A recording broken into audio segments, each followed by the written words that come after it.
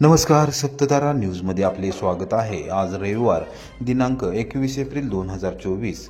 News बुलेटिनमध्ये जाणून घेऊया आजच्या ठळक घडामोडी। भाजप केंद्रात आणि राज्यात सुद्धा दिसणार नाही, हुकुमशाही कारभाराला जनता कंटाळली। महाविकास आघाडीचे उमेदवार आमदार शशिकांत शिंदे यांना विश्वास। कोरेगाव येथे प्रचाराचा भव्य शुभारंभ। केंद्रात आणि राज्यात सरकारची सर्वत्र हुकुमशाही सुरू असून सर्वसामान्यांची गळचेपी केली जात आहे। सर्वसामान्य जनता आता पेटून उठली असून भाजपच्या 400 पारच्या घोषणेला पूर्णपणे कंटाळली आहे। देशात 230च्या वर सुद्धा भाजप जाऊ शकणार नाही। सर्वत्र परिवर्तनाची लाट आहे। महाराष्ट्रात देखील महाविकास आघाडी नेत्रदीपक यश मिळवेल। स्वर्गीय यशवंतराव चव्हाण यांची कर्मभूमी असलेल्या सातारा जिल्ह्यातून सर्वसामान्यांची तुतारी निश्चितपणे संसदेत वाजेल, असा विश्वास माजी मंत्री आमदार शशिकांत शिंदे यांनी व्यक्त केला। सातारा लोकसभा मतदारसंघातील इंडिया महाविकास आघाडीचे अधिकृत उमेदवार आमदार शशिकांत शिंदे यांच्या कोरेगाव शहरातील प्रचाराचा शुभारंभ रविवारी सकाळी 10:30 वाजता ग्रामदेवत श्री भैरवनाथ मंदिराच्या आवारात मान्यवरांच्या हस्ते श्रीफळ वाढवून करण्यात आला। त्याप्रसंगी ते बोलत होते। राष्ट्रीय काँग्रेसचे जिल्हा कार्याध्यक्ष ॲडव्होकेट विजयराव खनसे, तालुकाध्यक्ष ॲडव्होकेट श्रीकांत चव्हाण, पंचायत समितीचे माजी सभापती संजय सवर, माजी सदस्य प्रतिभाताई बर्गे, राष्ट्रवादीचे तालुकाध्यक्ष भास्कर कदम, किशोर नानासाहेब बर्गे, शिवसेनेचे माजी उपजिल्हा प्रमुख दिनेश बर्गे, तालुका प्रमुख सचिन झांजुर्णे, शहर प्रमुख अक्षय बर्गे, अमरसिंह बर्गे, नगरसेवक प्रीतम बर्गे, गणेश धनावडे, नवनाथ बर्गे यांच्यासह प्रमुख पदाधिकारी व कार्यकर्ते यावेळी उपस्थित होते। आमदार शशिकांत शिंदे यांनी तडाखेबंद भाषण करत विरोधकांवर जोरदार टीका केली। मी जर मुंबई बाजार समितीत घोटाळा केला असता तर आज इथं दिसलो नसतो। मी अन्य घोटाळे बाजाराप्रमाणेच भाजपमध्ये गेलो असतो, अशी कोपरखळी मारत आमदार शशिकांत शिंदे यांनी गल्लीपासून दिल्लीपर्यंत सुरू असलेल्या भाजपच्या हुकुमशाही कारभाराचा पर्दाफाश केला। सर्वसामान्य जनता, महिला आणि युवकांनी ही निवडणूक हातात घेतली असून पश्चिम महाराष्ट्र, मराठवाडा, विदर्भ आणि खानदेशात महाविकास आघाडीला प्रचंड पाठिंबा मिळत आहे। कोणत्याही परिस्थितीमध्ये भाजप या निवडणुकीत यश मिळवणार नाही, असा विश्वास त्यांनी व्यक्त केला। यावेळी advocate Vijayrao Khanse, Dinesh Barge, Pratibhatai Barge, Sanjay Pisal, PS Pawar sir, CR Barge, Amarsinh Barge, Pritam Barge, Ashok Bhosale आदींसह मान्यवरांनी मनोगत व्यक्त केले। गणेश होळ यांनी स्वागत व प्रास्ताविक केले। किशोर नानासाहेब बर्गे यांनी आभार मानले। यावेळी विविध पक्ष संघटना आणि आघाडीच्या वतीने आमदार शशिकांत शिंदे यांच्या उमेदवारीला पाठिंबा देणारी पत्रे देण्यात आली। कार्यक्रमास इंडिया महाविकास आघाडीच्या घटक पक्षांचे पदाधिकारी, कार्यकर्ते व नागरिक उपस्थित होते। देशामध्ये त्यांना 230च्या वरती जागा जात नाही, अशी सध्याची परिस्थिती आहे। ओडिशामध्ये विजू पटनाईक बाजूला गेले, बिहारमध्ये नितीश कुमारने यांच्याबरोबर जुळल्यामध्ये प्रचंड प्रमाणात नाराजगी आलेली आहे। अकाली दल बाजूला गेलेला, दक्षिणमध्ये यांना शिरकाव नाही। फक्त काही राज्य जे आहे राम मंदिराच्या बाबतीमधला विषय घेऊन त्याची भावनिकता विचार करून आज व्यवस्थितपणे ते प्लॅनिंग करतात आणि भावनिकतेचा विषय करून ते राज्य आपल्याकडे येतील का बघतात। त्यांचा सर्वात मोठा डोळा आहे तो महाराष्ट्रावर आहे। या महाराष्ट्रामधून जेवढी जास्त जागा मिळतील, जेवढे जागा निवडून येतील त्याच्यावर त्याचा 200च्या 250च्या पार जातील, म्हणून ते 40 पार म्हणतात। पण राज्यामध्ये तशी परिस्थिती नाही आहे। विदर्भ, मराठवाड्यामध्ये मी साधं उदाहरण देतो।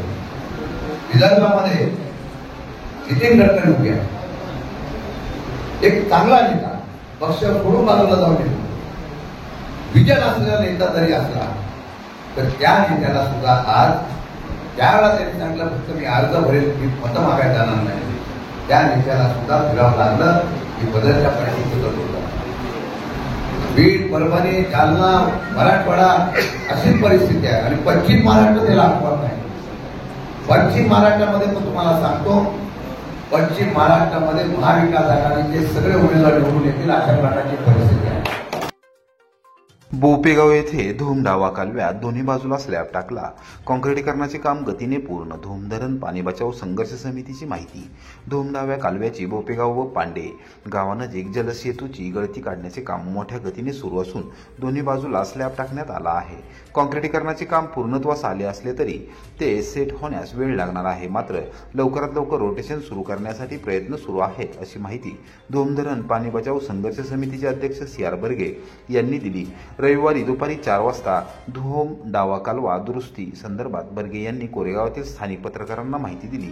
ते म्हणाले की सातारा जिल्ह्यातील विशेषतः वाई, सातारा, जावली व कोरेगाव तालुक्यात दुष्काळाची तीव्रता वाढत चालली आहे. जलसंपदा विभागाला त्याची पूर्णपणे जाण आहे. सातारा पाटबंधारे मंडळाचे अधीक्षक अभियंता अरुण नाईक व सिंचन विभागाचे कार्यकारी अभियंता योगेश शिंदे यांच्या मार्गदर्शनाखाली जलसंपदा विभागाच्या कनिष्ठ अभियंत्यांनी कालवा दुरुस्तीच्या कामास सर्वोच्च प्राधान्यक्रम दिले आहे. दिवस रात्र एक करून कालव्यातील झाडे झुडपे काढली, लेवलिंगचे काम केले.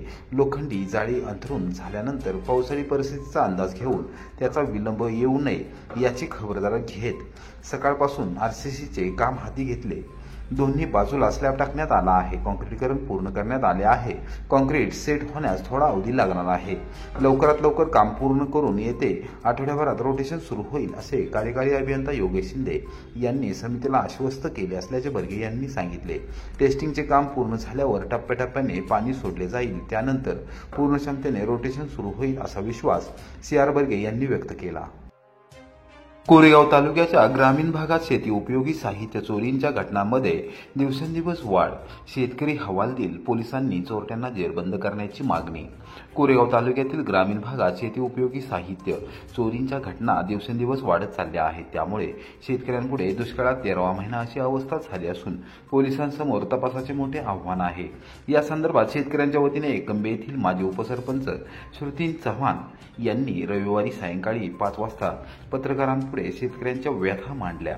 यावर्षी सर्वत्र दुष्काळी परिस्थिती असून अत्यल्प ओलीवर खरीपाच्या पेरण्या झाल्या. त्यानंतर पाण्याचा खंड पडला असून परिणामी उभे खरीप करपून गेले. सरासरी उत्पादन खर्चही मिळाला नाही. नेमके याच कालावधीत शेती निगडीत असणाऱ्या साहित्यांच्या चोरींच्या घटनांमुळे शेतकरी वैतागले आहेत. तुषार सिंचन संचाचे साहित्य, कृषी पंप, केबल, स्टार्टर यासारख्या वस्तू चोरीला गेल्यामुळे पिकांना पाणी देणे ठप्प झाले आहे. शेतकऱ्यांनी तक्रार अर्ज दिले परंतु चोऱ्या थांबल्या नाहीत. अनेकांनी रितसर फिर्याद दाखल करत गुन्हे देखील दाखल केले आहेत. महावितरण कंपनीने उन्हाळ्याचे कारण देत आता शेतीच्या विजेचे लोडशेडिंग सुरू केले आहे. त्याचे वेळापत्रक देखील तयार केले आहे. वेळी अवेळी शेतीचा विद्युत पुरवठा मिळतो. 2 आठवडे संध्याकाळ आणि रात्र असा वीज पुरवठा दिला जातो. जंगली प्राण्यांच्या भीतीने शेतकरी शेतात रात्री जात नाहीत आणि त्याच संधीचा फायदा घेऊन निर्डावलेले चोर सर्रास चोऱ्या करत आहेत. सध्या चोऱ्यांचे सत्र सुरू असल्यामुळे शेतकरी वैतागले आहेत. अनेक जण पोलिसांपर्यंत जात नाहीत. काही जणांनी मात्र अज्ञात चोरट्याच्या विरोधात गुन्हे दाखल केले आहेत. एकसर परिसरातून स्प्रिंकलर संचाचे गन, विद्युत पंपाला पुरवठा करणारी केबल चोरी झाली होती. विहिरी जवळून केबल, नॉन रिटर्न वॉल तसेच केबलची चोरी झाली. सदर बाब दुसऱ्या दिवशी लक्षात आल्यावर आसपास शोध घेत असताना चोरटे सातारा तालुक्यातील भंगार विक्रेत्यांकडे साहित्य विक्री करत असल्याचे समजले. चोरट्यांनी रात्री छोट्या वाहनांद्वारे या नळ्या व पाईप चोरून नेल्याचे दिसत आहे. परिसरात जुन्या नळ्या घेणारे व मोल्डिंगसाठी ठिबक कंपन्यांना विकणाऱ्या किरकोळ विक्रेत्यांची संख्या मोठी आहे. तर चोरी करून भंगार व्यावसायिकांना विकणाऱ्या टोळ्याही परिसरात मोठ्या प्रमाणात आहेत. पोलिसांनी या दृष्टीने तपास करण्याची मागणी होत आहे. नमस्कार, मी श्रुती चव्हाण, राहणार एकंबे. खरं तर आज आपण बघितलं तर काही वर्षापासून सतत पडत असलेल्या पावसाच्या कमी प्रमाणामुळे आज शेतकऱ्यांवर दुष्काळाचे सावट निर्माण झालेले आहे. त्यातच या दुष्काळामुळे शेतकऱ्यांची उभे पिके म्हणलं तरी आज करपायला लागलेले आहेत. त्यामुळे शेतकरी वर्ग हा आर्थिक अडचणीत सापडलेला आहे. त्यातच शेतकऱ्यांवर अजून एक अडचण अशी झालेली आहे की शेतकऱ्यांना जे शेतीसाठी लागणाऱ्या ज्या वस्तू आहेत, जसं की विहिरीवरची मोटर असेल, पाटावली मोटर असेल, तसेच ठिबकच्या पाईपी असतील, या ज्या वस्तू आहेत शेतकऱ्यांना ज्या शेतीसाठी लागतात त्या वस्तूंचे आज मोठ्या प्रमाणावर चोरीचे प्रमाण वाढलेले आहेत. काही लोक रात्रीच्या वेळी येऊन ह्या वस्तूंची चोरी करत आहेत.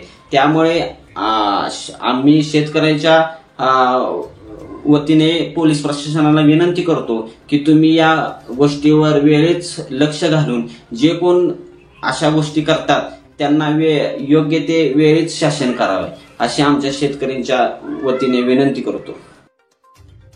कोरेगाव मतदारसंघात विविध गावांमध्ये आणि ठिकठिकाणी घंटागाडीद्वारे केली जाते मतदान जनजागृती.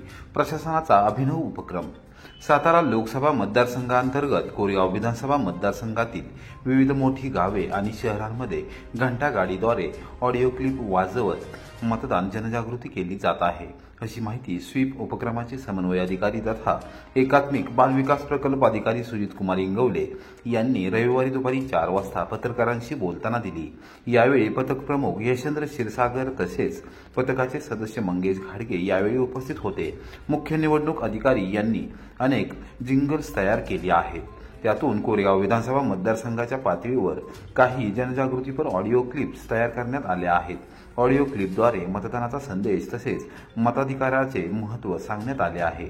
18वे वरीस मोक्याचे मताधिकार बजावण्याचे पहिलं मत देशाच्या जडणघडणीत पहिले योगदान अशा पद्धतीने जागृती करण्यात आली आहे। तसेच सज्ञान झालात परंतु सुजान झालात का, KYC ॲप घ्या आणि उमेदवारांनी प्रतिज्ञापत्रात भरलेली माहिती मिळवा, सगळी बोटे सारखीच आहेत, गरीब श्रीमंत जात धर्म लिंग अशा भेदांपासून दूर राहा आणि भेदांपासून दूर राहणे म्हणजेच आपले मत होय, असा देखील संदेश आहे। लोकशाहीतील समानतेचे मूल्य अधिक बळकट करूया, मतदानाचा अधिकार बजावूया असा संदेश देण्यात आला आहे। हातभर तक्रारीचा बोटभर उपाय, एका बोटाचे महत्त्व दाखवूया असे आवाहन करण्यात आले आहे। समृद्धी विकास यासाठी आणि संस्कृतीच्या जपणुकीसाठी भारताची प्रगती महत्त्वाची आहे। जितके श्वास आणि पाणी महत्त्वाचे आहे तितकेच मत महत्त्वाचे आहे। अशा प्रकारे प्रभावीपणे आणि प्रभावी आवाजात या ऑडिओ क्लिप ध्वनिमुद्रित करण्यात आल्या आहेत। ग्रामीण भागातील संवादातून देखील मतदानाचे महत्त्व प्रसारित करण्यात येत आहे। या सर्व जिंगलचे अर्थात मतदानाचे महत्त्व पटवून सांगणाऱ्या ऑडिओ क्लिपचे प्रसारण नगरपालिका तसेच ज्या मोठ्या गावांमध्ये ग्रामपंचायतीच्या घंटागाडी आहेत अशा सर्व गावांमध्ये करण्यास सुरुवात झाली आहे। चला निर्धार करूया, मताधिकार बजावून एका बोटाचे सामर्थ्य दाखवूया। मुख्य निवडणूक अधिकारी महाराष्ट्र राज्य यांच्या